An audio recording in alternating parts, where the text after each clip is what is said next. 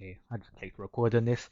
I don't know exactly what I'm gonna talk about, but I just thought I just saw a video game like cover, and I was like, oh, we'll just talk about video games because there's a lot of self-development YouTubers that kind of bash video games a lot, and I think that's usually due to addictions and stuff like that.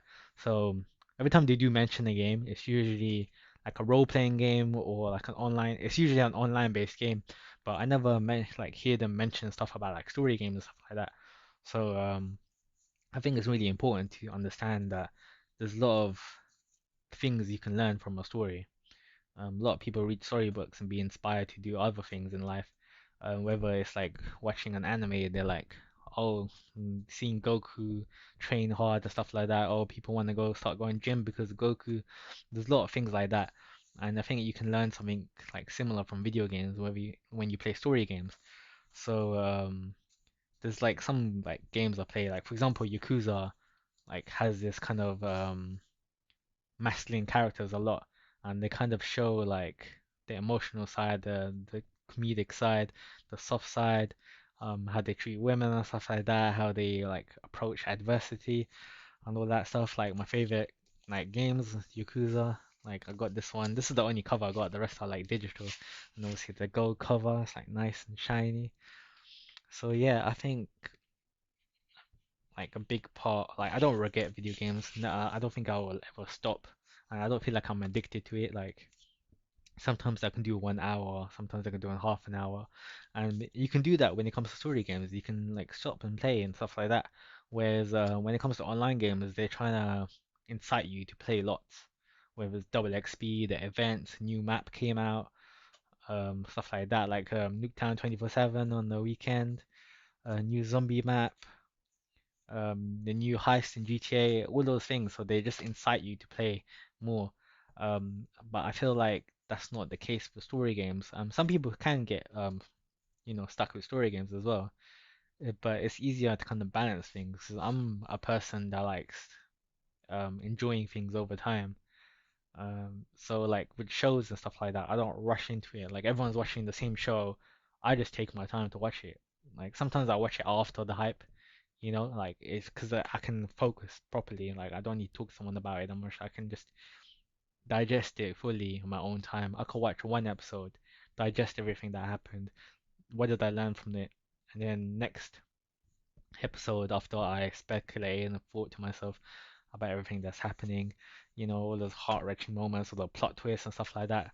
So that's what I like about stories and stories and video games, especially since video games can be quite interactive.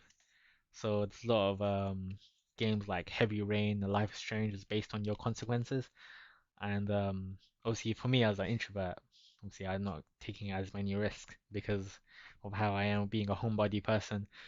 You can insult me as much as you want with that, but it's good to kind of assess things from other people. Like you can learn a lot from just watching people as well.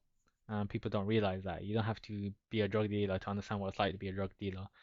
Of course, you like miss out some things, but when you see the lifestyle from like a show or a book or like a documentary or seeing like yeah any type of lifestyle, you can learn a lot. And with video games, you're put in the perspective of a protagonist and seeing how they grow, how they go through heartbreak, how they go from like being broke to starting his own business and stuff like that.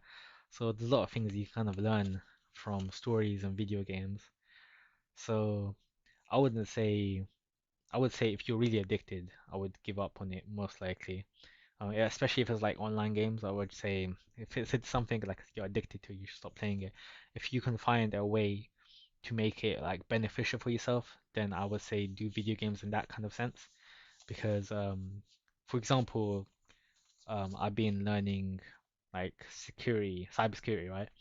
And I thought a good way for me to learn other than just theory learning, as great as that is good to kind of do it in an experience way.